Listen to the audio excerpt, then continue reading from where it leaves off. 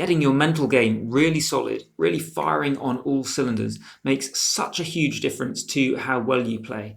Now, this is generally, but especially when it comes to actually giving a live performance. But the trouble is, it can be really hard to know, well, how do I actually go about changing my thinking? So I wanted to share a bit of a case study with you to give you an example of what this might look like in practice for real, and so give you some ideas of how you might do similar things for yourself. Now, one of my students, a jazz saxophone player, had noticed that he would typically play a really bad improvised solo if someone before him had just played an amazing solo. So this would do one of two things. He would either feel so much of an obligation to rise up to that level of the one before that he would try and do way too much, he'd try way too hard, he'd go over the top, and it would all go wrong as a result. Or the other thing that might happen is he would just feel really demotivated. He'd be thinking, wow, that's such an incredible solo the guy before me has played. How can I possibly live up to that? It's just not even worth trying, and he'd just throw in the towel. He wouldn't even make a serious effort to play well, and he'd just kind of phone it in and throw it all away. Now, logically, he knew that none of this made sense. He knew that this is jazz. People value his own individual voice. It's not a direct comparison to the person before him. He knew that music isn't a competition anyway. It's about the whole thing. He knew that when he didn't worry about what people before him had played, he played better. But that was, that didn't make a difference. He could tell himself, oh, I've got to think differently. And it just didn't happen. So he came to me to, for help to talk through this and work out, well, what can we do to change things? So what I suggested is that we drop the idea of trying to go straight to the thoughts and just change the thoughts directly, because that's really hard. It's one of those strange things that it's hard to control your mind with your mind. Really hard to do.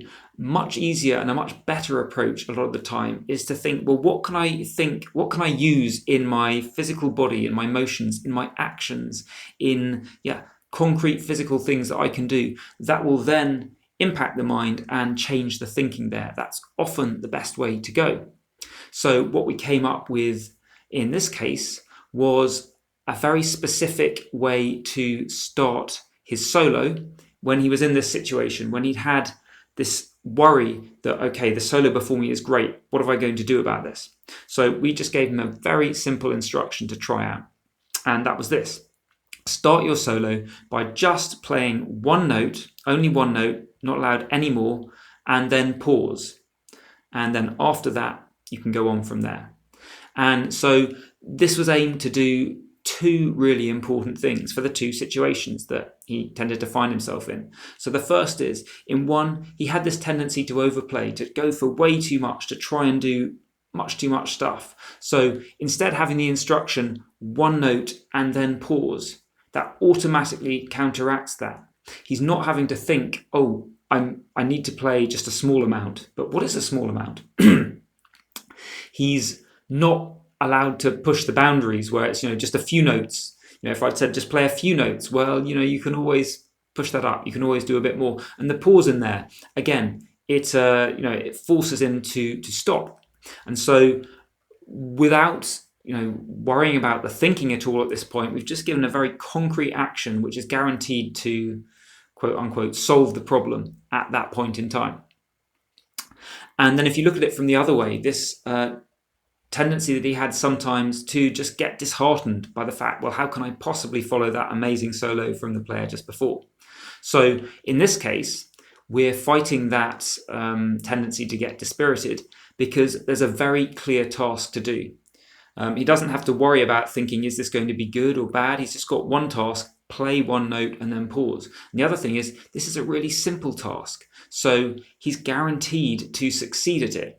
And okay, that's not going to suddenly make him be incredibly optimistic from, not going to go from the very lowest things right to the top of emotions, but every little step on the way, success is going to start moving you up and you get a bit of momentum. And momentum is hugely important. When you're moving in the right direction, that's really going to help things. Now, if you want more concrete strategies and tools and exercises that you can use for working on your mental game, or you'd like some personalized help from me, then check out my Unlock Your Performance course. I'll put a link in the description below. But now let's look at that particular example that we used here and see if we can turn it into a general, simple 3-step process that it's not going to give you the exact answer for any situation you're in, but hopefully it's some steps that you can go through to work out, well, okay, what can I do in this situation? And the first step is that you have got to be aware. It's all about awareness of what is actually going on. And in this case, the student was looking at all these gigs he's played, all these solos he's played, and he'd identified, okay, there is a situation when things tend to go badly, when someone has played a really good solo before me. And further than that, he was aware this isn't really a physical problem. It's not something to do with technique or anything like that. It's to do with my mental state. It's to do with how I approach things, how I think things through in my mind. And by the way, if you're finding this useful, then please click the like button so this video can spread to more people. Thanks. Now, once you're aware that there's an issue that you want to solve and that it is collected to the mental game, it's not something else, then you need to move on to step 2.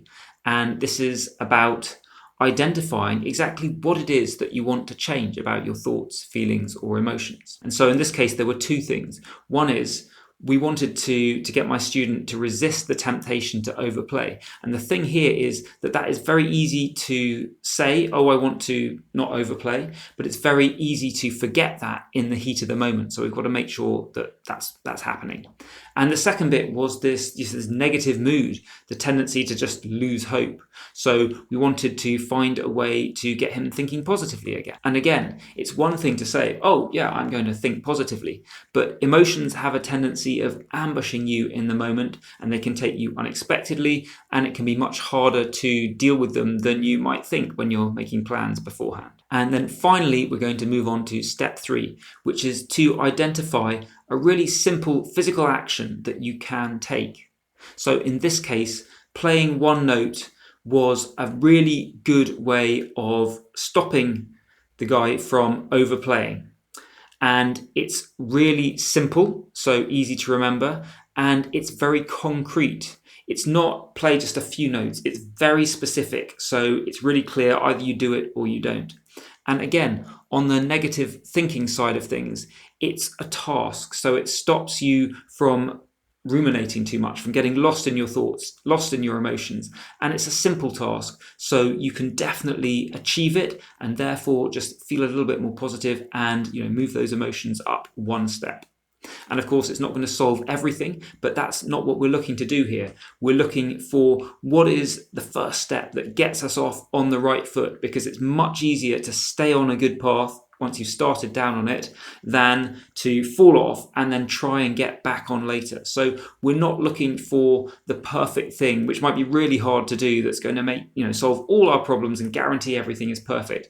Rather, we're looking for a really early intervention which keeps us on a good route rather than sending us off down a bad route. And that is often enough to make a huge difference. Now, of course, that first step of developing awareness, of being really aware, is absolutely vital to this. So this video here is going to show you how you can use Sherlock Holmes's methods to boost your awareness and become really clear on which issues you need to fix in your music.